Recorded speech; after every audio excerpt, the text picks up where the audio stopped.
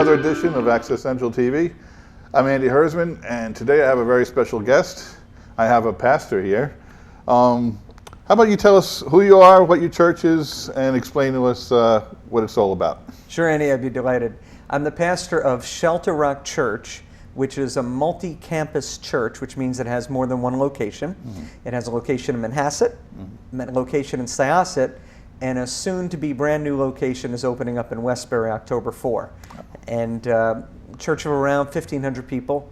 And if people want to peg us where we are, if you've ever heard of the evangelical tradition, we take the Bible pretty seriously. Okay.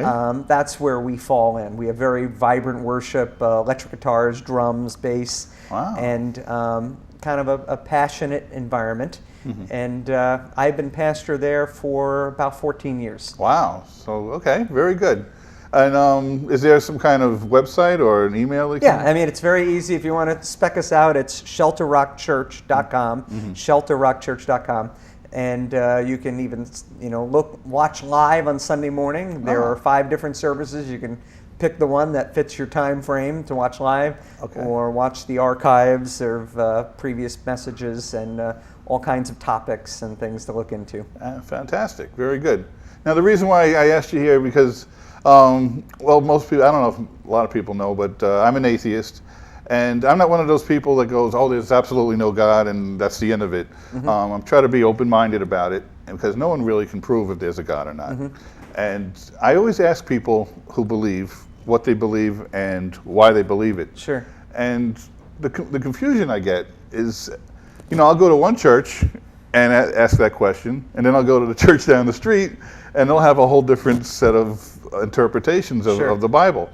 And, it makes it really hard for someone, in my shoes, who's trying to understand it and trying to, in a way believe it, right. It's confusing for me, so it's nice to have a dialogue about it, because I think, a lot of people are afraid to talk about religion and politics for some reason. It's off to be, I don't know why. I mean, it's a free country and everybody has a right to whatever their opinions are.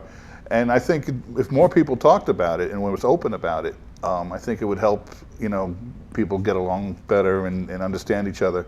Sure. So could you tell me what you believe? In a nutshell. I know the Bible, but we don't want to read the whole entire Bible. But explain to me in a nutshell what you believe and the reasons why you believe it. Sure.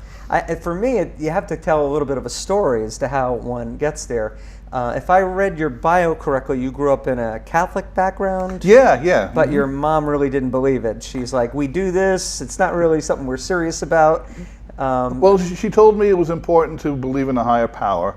But when she looked at the church itself, where they have the holy water and the glass, the stained glass and the music and all that, and she says it's more like a show. It's to impress people, and it's not it's not really what God is about. Okay. And that made sense to me, because when you look at all that stuff, it is kind of like a show to me. Right. So that's what she looked at it like that. And to me, a higher power could be anything. I mean, my computer can think faster than me, so that's a higher power, right? So, but what a lot of people who believe in God, they have a different view on it, as far as creation and all that. Right. So that's exactly what I was trying to get at. Is like, what do you believe? Well, it comes down to, as I said, a story. As I mentioned, you have a story. Long Island breaks down this way. It's roughly 55% Catholic, and the Archdiocese of Rockville Center will tell you most of them are lapsed Catholics. They don't actually go to church anywhere. Right. About 25% are Jewish, and 20%, the last 20%, is everybody else. And so I felt I was part of the everyone else. I went to a small church in Syosset, and my parents took me there as a kid, and I enjoyed it as a kid. And my parents took it very, very seriously. Okay. And so what I was seeking to do is just kind of mirror what my parents want. Every little kid just wants to kind of like be like their parents in that sense. Sure. And they genuinely believe. But something happens when you turn into your late teenage years, you start asking questions. Right. Is this Right. real? And when I was 16 years old, those questions came to me. I was a kid who knew a good chunk of the Bible because my parents took me to church that really encouraged us to read the Bible, memorize verses. But you ask the question, what if it's all not true? What if Buddhism is the right way? What if Hinduism? Sure, what if that's the Islam question. is? Yeah, yeah. So I decided I have enough intellect now where I can start studying these things. Sure. And I started reading books that were not the kind of books the 16-year-olds read. Sure. Books by C.S. Lewis, Mere Christianity, books by a guy named Josh McDowell, Evidence That Demands a Verdict, More Than a Carpenter. And I came to the conclusion that the resurrection of Jesus Christ seems historically plausible in the sense, not historically plausible in the sense that nobody rises from the dead. That doesn't seem plausible. Right, right. But in the sense that a movement that sweeps an entire Roman world, that within 300 years, the entire Roman world declares itself a Christian nation. Something happened there. And the fact that there are multiple sources that point to the authenticity of this event and well distributed all over the ancient world gave me the conclusion there's something to this. And so I made my first faith step of belief looking at the historicity of the resurrection. But then comes, you're done with high school, and then you have to make a decision about college. And for economic reasons, I chose Stony Brook University. But I thought, let's test these ideas here. So I became a double major of religion and philosophy. And all my religious professors were all atheists, every single one of them. Is that right? So the Christian professor, he was a Christian atheist. Okay. The Jewish professor, he was a Jewish atheist. Okay. Everyone was from a different tradition, but they were all atheists, which I thought was kind of ironic. Okay. But as I entered the crucible of ideas and to see, can my seedling faith survive, full professors challenging me at every turn. And what I found is that my faith actually strengthened in many, many ways, because as they would raise questions, for example, in philosophy class, reading a book by David Hume, who is an atheist philosopher who argues that miracles cannot happen because we live in a closed system and they're just not going to happen. But then I would read on my own in class C.S. Lewis's book on miracles, arguing directly against David Hume, and I would bring up his arguments in class with the professor, and they held water. And other students were like, that's pretty good. Because very, very rare does a student take on the professor. Oh, sure, sure. And so I left college with a greater and deeper sense of faith. So I had another crossroad now. Do I go? I felt led to go into ministry, but I felt that too many ministers lived in ivory towers. I don't know what it's like to punch that's a a good clock. point. Yeah, yeah, okay. Just live a normal life. Okay. And my dad worked for the Long Island Railroad. Okay. And I thought, you know what? Railroad might be a good job for me to get into for a while. But my dad was like too well known on the Long Island Railroad, and I didn't want to work on the same railroad. Okay. So I said, do you have any friends in Amtrak? And I talked with him, and he said, yeah, I do. So I got a job with Amtrak. All right. Ended up moving to Chicago and working on the trains themselves, traveling all over the country. And Wow. I became what was called an onboard chief. In other words, I supervised the crews. Okay. And one of my jobs was to mingle with the passengers and have dinner with them. And so the way the dining cars work, they always had to seat you with someone else. Oh, right. So in one moment I would eat with an atheist, another moment I'd eat with somebody who was Islamic, next moment somebody who's Buddhist, and somebody. And I found this also would challenge my faith and bring me to another crossroad of what do I believe? But you might say the crescendo was in 1991. I went to work at Amtrak in Chicago. Okay. And I had pain in my chest and pain in my left arm. Okay. And I'm 30 years old. Wow. And I'm thinking, those are symptoms of something going on with the heart there. Yeah. So it went away. Then it came back at night, lasted for about 45 minutes, went away. And at 5 in the morning, it came back, and we had a little baby. And I said to my wife, I'm going to drive to the hospital, just see what this is. She said, do you want me to take you? I said, no, it's only a mile away.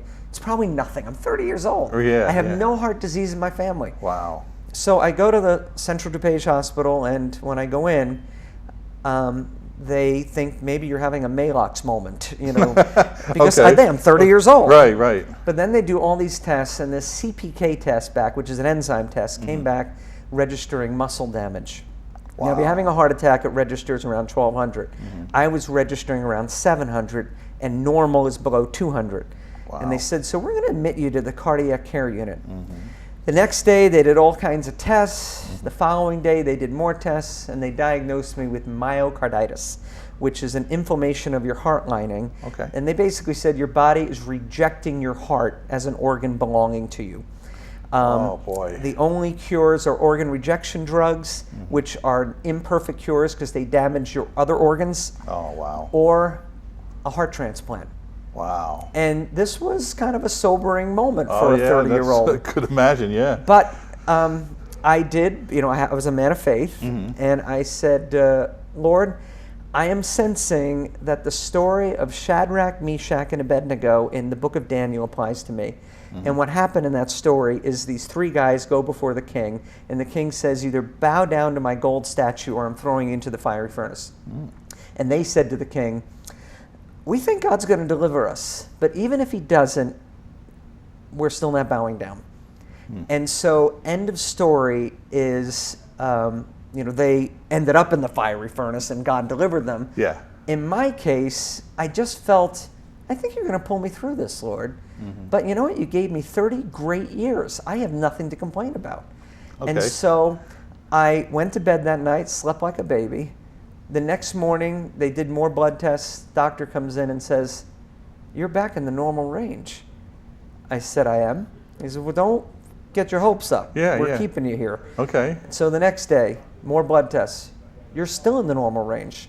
Next day, more blood tests.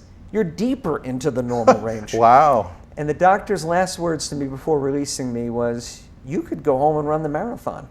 Wow. I have no reason medically to tell you that there's anything wrong with you. Now, in this time, I had friends all over praying for a miracle to happen in my case, Sure. including friends at Smithtown Gospel Tabernacle, not too far from here. Right. They prayed, and I walk out of the hospital. My old pastor from Long Island gets a hold of me and says, Steve, you've been working for Amtrak now for, 8 years? You think God's calling you to go to ministry, after a big event like this? I said, maybe, but here's another problem. I can't afford seminary. That's like $35,000. Okay. So that whole incident happened in September. Okay. In November, I come home to New York for Thanksgiving with family and friends. After the dinner, somebody at the dinner says to me, can I speak to you? I said, sure. Let's get away. I said, okay, what's up? He said, my family, have felt placed in our heart that if you go to seminary, we're supposed to pay for it. I said, excuse me? I said, do you know what seminary costs? They said, we looked it up. Is it around $30,000, $35,000? And then I said, yes, it is. Well, we're including books too. Wow. At that moment, I knew it was settled. Okay. And they say when Cousteau reached the New World, he burned his ships. So his crew was well motivated to survive. Right. I went to my Amtrak manager and I said, I'm resigning my management position. I'm going back to being a clerk. I'm going to school. And I went to seminary, to Greek, Hebrew, more philosophy and all those kinds of things. Wow. And then the church I was attending, this little tiny church, said, if God has led you to ministry and you attend here, we're going to step out in faith and hire you, even though we can't afford you. Wow. And that church grew from 70 to 800 in 7 years. Wow. Amazing. I tell you this because your question was, what's the basis of belief? Yeah, yeah. For me, it's multifaceted. One is intellectual. I studied, is the resurrection of Jesus Christ historically plausible. Right. Based on the data available to us. And my conclusion as a 16, 17-year-old was, it's not unreasonable. As crazy as that sounds, it's not unreasonable. Okay. Then going to Stony Brook, being tested in the crucible of ideas of people who have a vested interest to show I'm wrong, did not dissuade a faith background. Then mingling with people all over the country on trains. Sure. And seeing what is the difference of Islam, what is the difference of Buddhism, or what does atheists claim, to be? Having read Richard Dawkins, Christopher Hitchens, Sam Harris, all those and guys, saying, right. okay, I'm going to challenge myself. And then experiencing what is a miracle. Right. Including a financial miracle of paying for college, seminary. And I put that all together, and it really has broadened my faith. But if I would dot the I and cross the T, there is an author, his name is John Piper, and he wrote a book entitled Seeing and Savoring Jesus.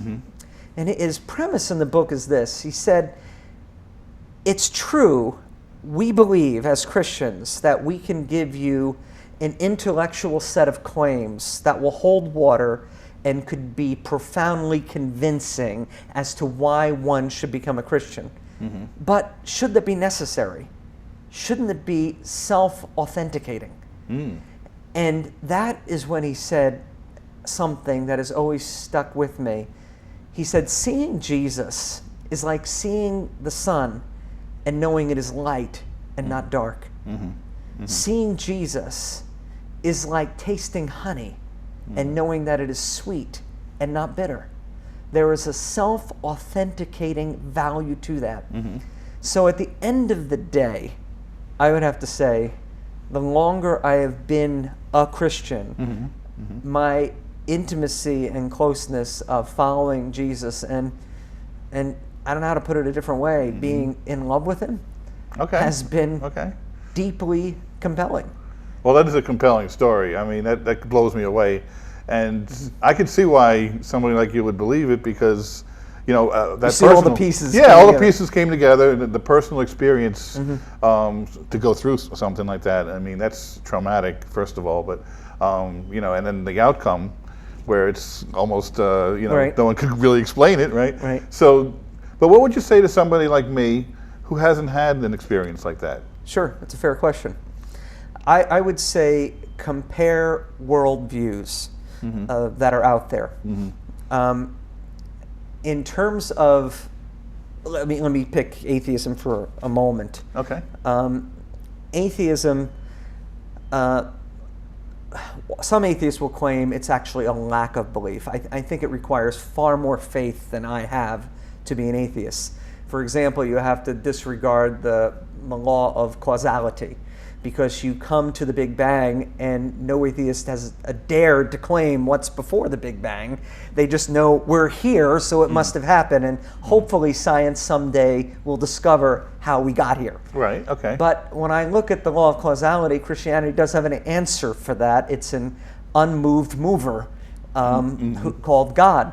And a sharp atheist like Richard Dawkins will say, hold on a second now, you're just filling in the gaps of your lack of knowledge with God. Well, sure, he'll say that, or he'll say who created God. Yeah, or, exactly. There's always these questions. But the answer is actually very simple in that whether or not that is a valid question, who created God, I'm still responsible to my creator. So from my perspective of worldview, that's where I end. Right. But the idea that the God of Christianity is self-defined as an eternal, existent, no beginning, no end, creator of all things, it answers that question of causality in one final being. But there are other elements with that. Sociologists tell us that who are the happiest people in life? And they actually have said people of faith. Now, they're not picking on faith. They're just saying, they're not saying Christianity versus Buddhism or whatever. Right, okay. But when they look at people of faith, here's what they observe. They tend to live longer. They tend to have marriages that stay together longer. And they tend to make a little bit more money. They tend to be happier when you ask them. So if I was going to answer the question sociologically, Right. I don't care what you believe, I'd still go to church because my odds are going to come out. No, that's interesting though, because I hear conflicting things about that. Well, A lot of people say, because I've looked at Right. the statistics, and half of them say what you say, and the other half say, like the people, for example, who live in Scandinavia, who are mostly atheists, they have the better. It's how you define atheism. For example, Richard Dawkins does not like to claim Stalin as one of his own, although Stalin was an avowed atheist. Oh, absolutely, yeah. Mao is an avowed atheist. Sure. Pol Pot is an avowed atheist. Absolutely. He doesn't. He just says they're crazies. But when you actually look at, in other words, if you don't distinguish, in other words, don't just pick Scandinavians. Okay. If you actually broaden it to broad religion or broad non-belief, those who actually take their belief seriously, those are where your statistics change. In other words, if you just look in Long Island and say, are you a Christian? Most people say they're a Christian because they're just saying they're not Jewish. Right. They're not actually defining themselves as Christian. Okay. But here's my primary one. You ever hear Bertrand Russell? No. Bertrand Russell was England's most famous atheist in the 60s, 70s. Okay. And he was on the BBC. In other words, in his day, he was the Richard Dawkins, Christopher Hitchens, Sam Harris. Okay. So he's on the BBC and they're interviewing him in his 80s. Okay. And here's the question. As England's most renowned atheist, now in your 80s, what do you have to look forward to? And this was his answer. Very honest answer. Yeah. I have nothing to look forward to except grim, unyielding despair. Okay, Fair enough, yeah. he just owned his philosophical position. Sure. I read a lot of Albert Camus, existentialist French philosopher. And when I was in my questioning phase in my late teens, I agreed with him that life was so absurd it might be worth suicide. Because I don't know if I want to live in a world that has dead ends written, and the end goal is I get to be food for worms. Well, that's literally, that's it's the somewhat definition. depressing, you know. Yeah, it is. But I mean, wishful thinking. Sometimes, we all want to live forever, obviously. But just wishing for it and hoping that it's true. I mean, it doesn't automatically make it true. That is absolutely correct. Which is why, for me, looking at data was very helpful. I mean, just look at the moral issues. With God, you have the ability to have a Nuremberg trial, to put Nazism on trial. Right. Without God, the best you can do is what Sam Harris has proposed, and that is have a corporate idea of a social view of what is morally just. The problem is it changes with whatever culture is you're working with. So when you push Richard Dawkins and say, by what grounds can you really judge Hitler? He said, there really aren't any grounds by which, except that we won and they lost. Right. Well, I'm glad you brought up morality because, I mean, personally, I think morality comes from, just the fact that I'm able to empathize with other people. Right. So, I would want to be, like the golden rule, you want to be treated like, you would treat them. And yeah, that might be different because if you want to use Hitler as an example, I mean, he had no empathy for the Jewish people he was killing. And it makes sense to me. It's like if you don't have the empathy, you don't have the morality to act a certain way. And, and that's one of the things that bothers me because when I tell people I'm an atheist, they look at me like, well, you can't have any morality. Now, I mean, obviously, I'm not murdering people, I'm not raping people, I'm not stealing. So, I mean... That's a great question. Yeah. And if I understand it correctly, I was reading a book called Stealing from God by John Turek, I believe his name is. Okay. And he said something relating to this. He said, first of all, I want to say, Christopher Hitchens, because he's debated all of them. Sure. Richard Dawkins, they're good guys. He says they're not out murdering people. Right. He says, but the stealing from God, like you just said, the golden rule. Yeah. It's not based in atheism that you come up with that. No, but see, in it's Africa, been around though before Christianity, even though. In Africa, there are some tribes who love their neighbors, Yeah. and some tribes who eat their neighbors. That's true. That's true. Who is to say who is right? Now, Right. Martin Luther King Jr. is in a prison cell, and he writes a letter defining the equality of humanity is not something the state can define, but God has given us. In fact, he's basically quoting Thomas Jefferson. We hold these rights to be self-evident, that all men are created equal and endowed by their Creator with certain inalienable rights. The moment you take the Creator out of the picture, it becomes might makes right. Now, it could be that the might are making fairly good decisions, but then what is good?